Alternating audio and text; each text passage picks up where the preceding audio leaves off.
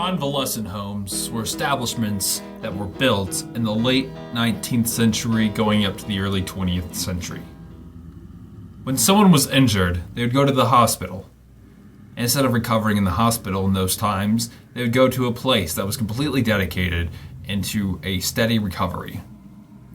In the later convalescent homes that were built, they showed a more liberal approach into the well-being and the recovery of their patients. Different things such as painting or music, or really any other alternative form of recovery, was experimented in these places. Often when we look at Fallout's universe, we tend to think that it's just a post-apocalyptic wasteland, and always seem to forget that there was a living, breathing society that came way before the nuclear bombs.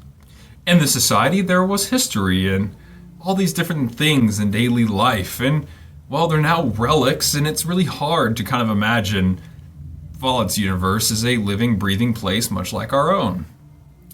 Sandy Coves isn't a overly paranormal place, or it's not a strange place that has a history of human experimentation or depravity, but it is an interesting place.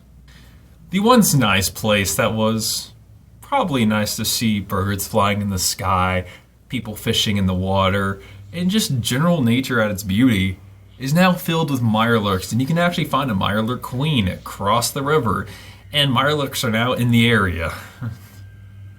Probably not as beautiful as it once was, but you know, in the wasteland, you can only try. Inside the home, you'll find Mr. Handies doing what they always do, forgetting that the war ever happened.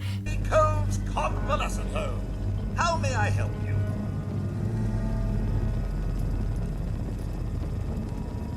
I'm checking in. My family filled out the paperwork earlier.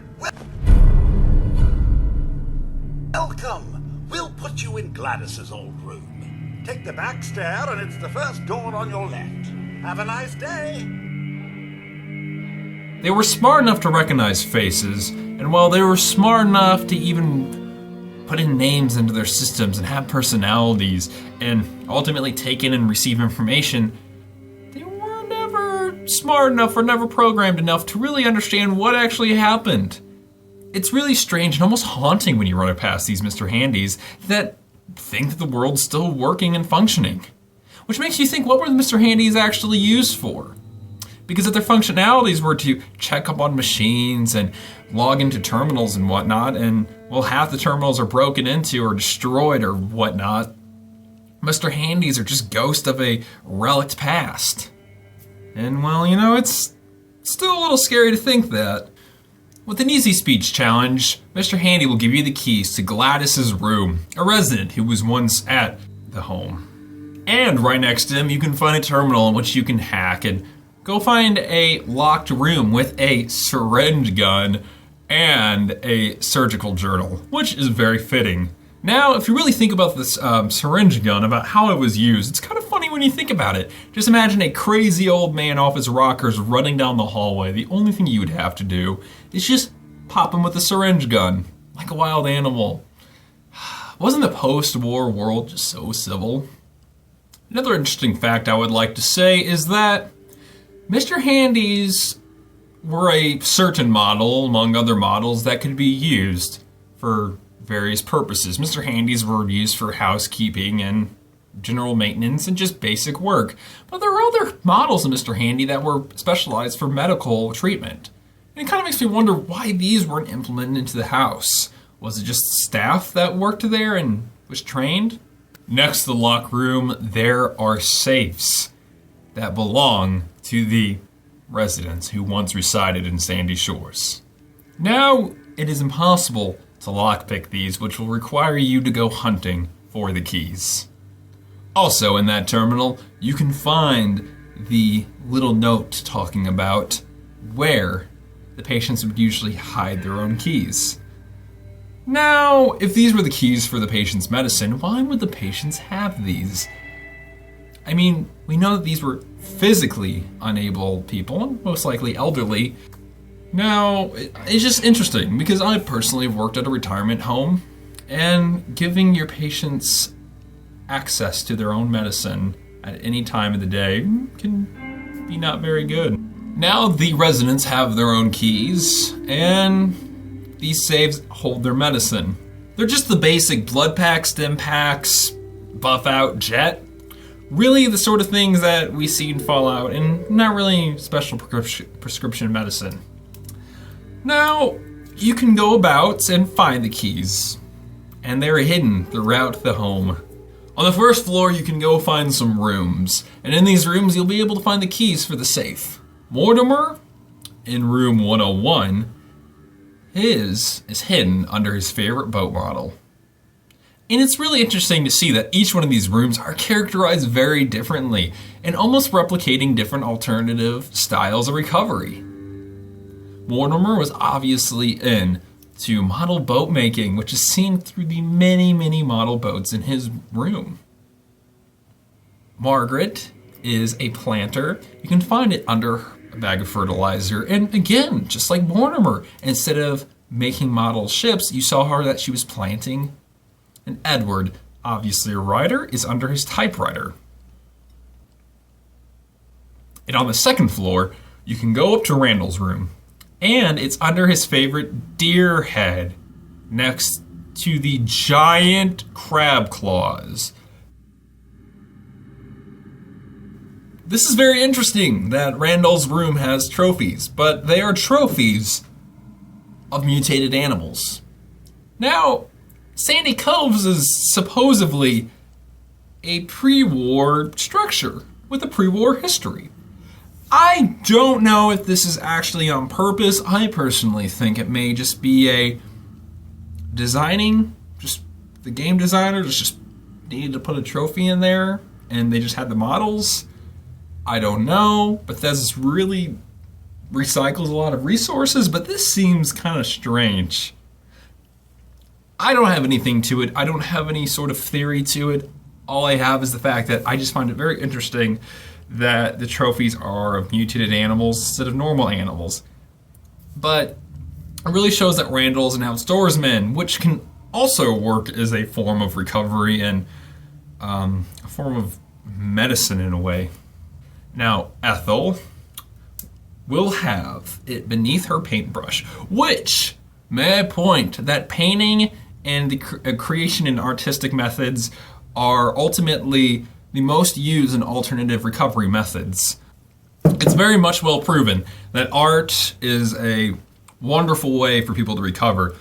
And it's great for people who have Alzheimer's or dementia, which are debilitating diseases that impair memories for people who've become older. This is caused by plaque buildup inside the neurons in their head, I believe. It's something like that. Anyway, the cognitive motions of painting are still in the body, and people, know how to write. Painting is very useful in this because it just helps activate parts of their brain that aren't commonly used, and these creative functions help for stability in people who might have lost certain functions in their mind. And so far what we've seen are things that people have used for recovery methods, and it kind of shows that the pre-war era, being extremely based off of conservative America, has a very non-functional way of recovering and helping people. Now in the Fallout universe, we constantly, and I mean constantly, see strange experiments, a torn and really deliberately messed up past that's equally as disturbing as the post-war world, but we can see here that there's some really neat methods going on in Fallout's universe. And it shows that they weren't so backwards and as messed up as they were. And it just shows that there's a dynamicity to Fallout's universe, even in the pre-war era. But then, last but not least, we go to Catherine's room, who has cats, and she's a cat lady. And you can also find her key under her favorite cat bowl. And a study shows animals are a definitive recovery tool. Veterans with PTSD are shown that with the aid of animals and service dogs, they can help grow and be more integrated into society. And Fallout's universe by being almost in a constant war for years and years and years, we'll have a lot of veterans. And it shows that service animals were in Fallout's universe, and it showed that there was a care for veterans. And we also see this in the beginning of the game with veteran halls. The main character is going to go leave for a speech. And it's just kind of neat seeing that we kind of know what Fallout's pre-war world was like. With the microprocessor not being invented and the constant reliance on atomic energy. But we don't really get to know the sociological side of the world, and we don't get to see how society worked on a day-to-day basis in previous Fallouts. But in Fallout 4, this is a great example of seeing how the world was like. And ultimately, it's neat.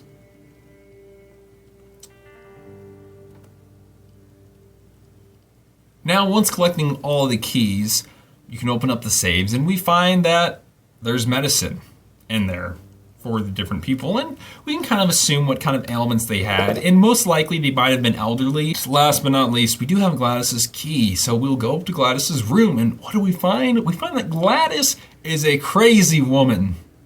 She has weapons, and she has grenades, and she has extreme amounts of patriotism towards the country. It's really obvious that she was a veteran. Now, assuming that these are elderly people, imagine your great mama with some frag grenades.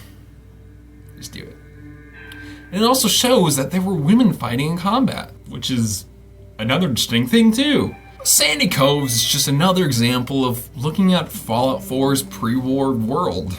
Now, it probably wasn't as weird or as interesting or as intriguing as other places in the world, but ultimately, I think it's a refreshing look into Fallout's universe, because there are a lot of weird things going on, but it's nice to know that there was some things in the world that weren't constantly human experiments, or pagan rituals, or that delved into the supernatural, or exposed people to a forced evolutionary virus, which also kind of goes under human experiments. We also see a place to return books, which we also saw in Suffolk. But oddly enough, synths come in to attack you. Now, I don't know what this was. I don't know if this has to do with the story. Even after beating the game, these will still come up here. So, I don't know, and it has to be scripted. Because the Mr. Handy say, oh look, more visitors. But, why are they there? It's really unknown why they're there, and I cannot see or find anything why they were. Even after looting their bodies, found nothing. There's nothing really hidden there, there's nothing strange, there's nothing really unique about Sandy Coves. But like I've said before, it is a interesting look at the pre-war era, and it's a little more mundane, but it really sheds light on an ever-growing universe. So that's pretty much all for Sandy Cove, and like I said, it's pretty mundane, but I'm glad that it exists in the game. And also, if you're probably wondering why, that this video is a little more casual, not as dramatic, obviously, and the location wasn't as supernatural or robust, and it was kind of, small, to be honest. I'm going through finals right now. I have papers to write, and I wanted to give you guys like a quality video, but I didn't want to, I could not spend all the time, doing a big, large video that I was hoping to do, and I kind of have planned. But when break's coming along, and with school, I'll be having just one class next semester, because that's all I have to do. Be ready to see like bigger videos and more expansive videos. So thank you so much. This series is something I really hope and I'm really excited to see kind of go out, and I have a lot of cool things planned for it. And it's sort of like a video wiki, sort of. So when I'm talking about Fallout lore, we have to include all parts of Fallout lore, not just the strange and creepy. So thank you so much for watching, and I love the continued support in the comments, and it's fantastic. Thank you guys so much for watching, and subscribe to stay tuned for Fallout 4 lore. Have a good night.